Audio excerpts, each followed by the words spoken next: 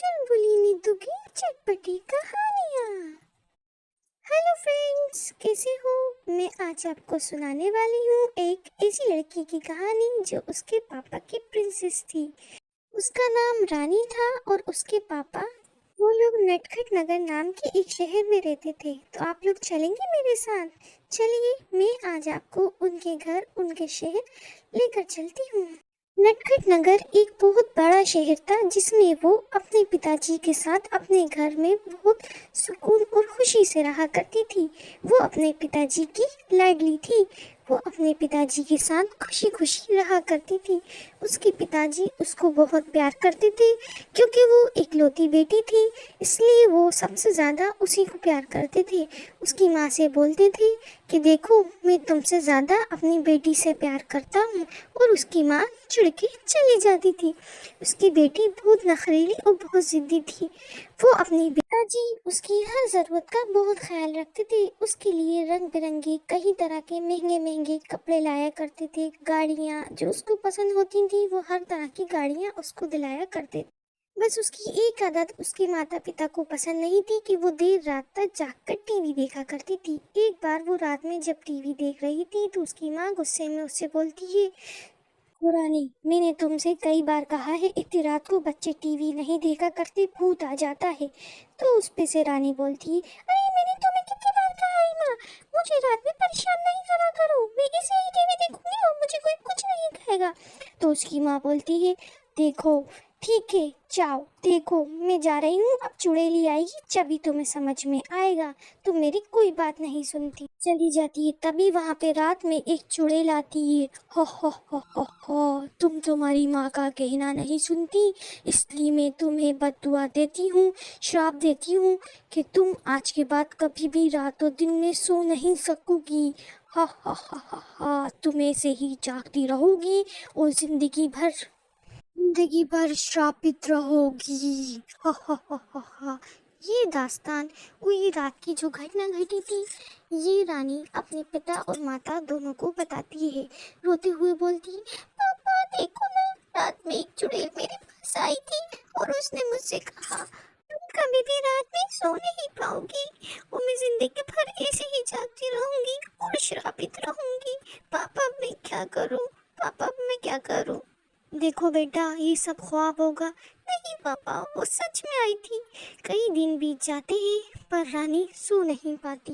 वो दिन ब दिन बीतते जाते हैं। रानी को कई अस्पतालों में दिखाते हैं उसके पिता कि वो ठीक हो जाए, पर उसका कोई इलाज नहीं कर पाता। रानी बहुत परेशान होते हुए उसके घर वालों से बोलती है, पापा मैं बहुत थक चुकी हूँ, मुझे रात में नींद नहीं आती, मैं अपनी जिंदगी से बहुत परेशान हो गई हूँ, मैं मरना चाहती हूँ। बोलते हैं, नहीं, मैं कोई ना कोई इलाज जरूर ढूंढूंगा, मैं जाऊंगा, कहीं तो कोई इलाज मिलेगा जिससे मेरी बेटी ठीक हो सके। एक दिन राजेश जब एक पेड़ के नीचे बैठा हुआ मोबाइल पे अपने किसी डॉक्टर दोस्त से बात कर रहा होता है, जब वहाँ दो लोग उसकी बातें सुनते हैं और उसके पास जाते हैं उससे उसकी बात पूछने के लिए कि उसका मसला क्या है। तब वो उसको सारा वाकया सुनाता है कि उसकी बेटी के साथ क्या हुआ। वो लोग उसे कहते हैं, देखो, हम एक तांत्रिक को जानते हैं जो तुम्हारी बेटी को ठीक कर सकता है और उस चुड़ैल से बचा सकता है। तुम चलो हमारे साथ, हम तुम्हें उसके पास लेके चलते हैं। और राकेश उसके साथ उस तांत्रिक के पास पहुंच जाता है। तब तांत्रिक को वो पूरी बात सुनाता है और तांत्रिक उससे कहता है, तुम मेरे पास आओ, मैं तुम्हें एक रास्ता बताता हूँ। तांत्रिक बोलता है, देखो, मैं इसका कोई तोड़ नहीं कर सकता क्योंकि ये जादू चुड़ैल का है। चुड़ैल का जादू चुड़ैल ही तोड़ सकती है। मैं एक चुड़ैल को जानता हूँ जिसका नाम लता है। इसकी एक बेटी मर गई थी, उसने जहर खा के आत्महत्या कर ली थी, इसलिए उसकी माँ चुड़ैल बन गई है, पर उसका दिल आज भी माँ जैसा है। पैदल जाना होगा, वहाँ कोई साधन नहीं है जाने का, और ध्यान रखना, वो कुछ देती है तो लेती ज़रूर है। जल्दी जाओ, वो बहुत दूर रहती है, तुम्हें बहुत वक्त लगेगा। दोनों, राजेश और उसकी बेटी रानी, वहाँ पैदल जाने के लिए निकल जाते हैं। जहाँ पहुँचते पहुँचते उन्हें काफ़ी दिन लग जाते हैं और उनकी हालत बहुत ख़राब हो जाती है। लेकिन आखिरकार एक दिन उस चुड़ैल के घर के पास पहुंच जाते हैं।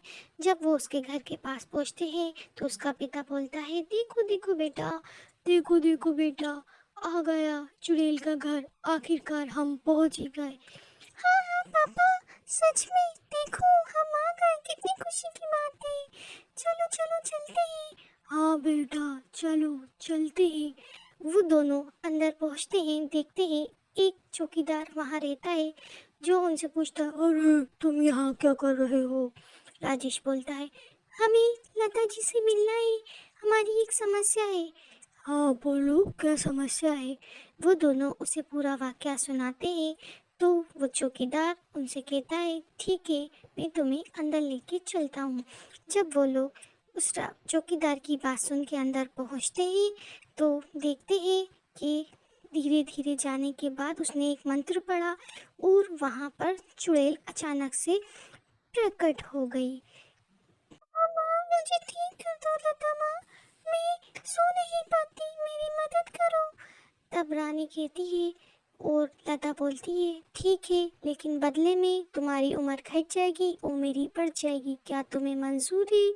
तो रानी बोलती है, हाँ मुझे मंजूर है, बस मुझे सुला दो। सबको बाहर जाने के लिए बोल देती है। जब सब बाहर जाते हैं तो लता अपनी लोरी सुनाने लगती है।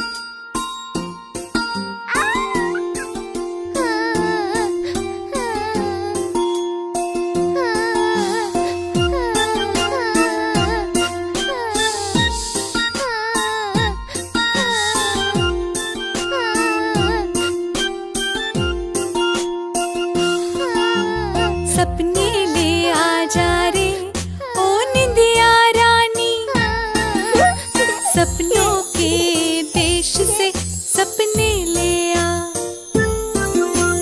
अखियों को छू ले ओ निंदिया रानी, तू अखियों में आके बस जा।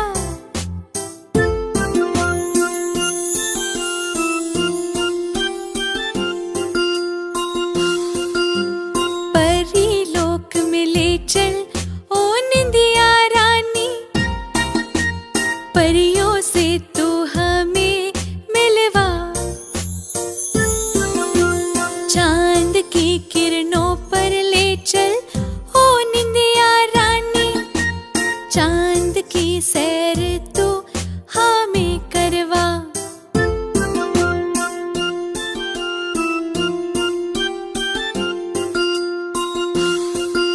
सितारों के पास ले चल निंदिया रानी, सितारों के संग तू ले जा निंदिया रानी, जब तक रात है ओ प्यारी निंदिया रानी, हमारे पास तू रह जा निंदिया रानी।